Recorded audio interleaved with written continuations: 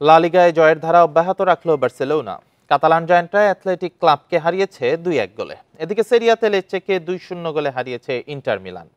আর English premier লিগে টানা দ্বিতীয় জয় পেয়েছে আর্সেনাল। নতুন কোচ হান্সি ফ্লিকের অধীনে চেনা রূপে ফিরছে বার্সা।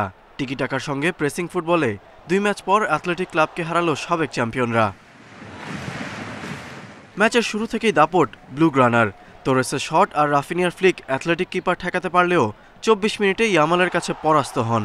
এবারের আসরে স্প্যানিশ ওয়ান্ডার কিডের প্রথম গোল এটি।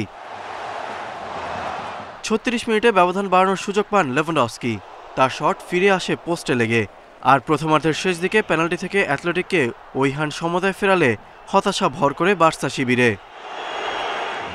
বিরতি থেকে ফিরে আরও আক্রমণাত্মক বার্সা, তবে এবারও হতাশ হতে হয় লেভানডস্কিকে।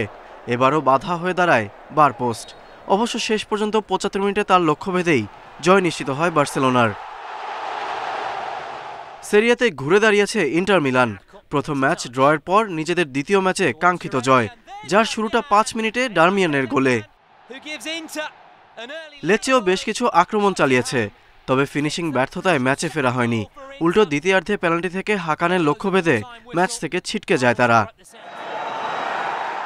ইংলিশ প্রিমিয়ার লিগে জয় পেয়েছে আর্সেনাল। প্রথমার্ধে অবশ্য লড়াইটা ছিল সমানে সমান, তবে বিরতির পর আর পেরে ওঠেনি অ্যাস্টন ভিলা।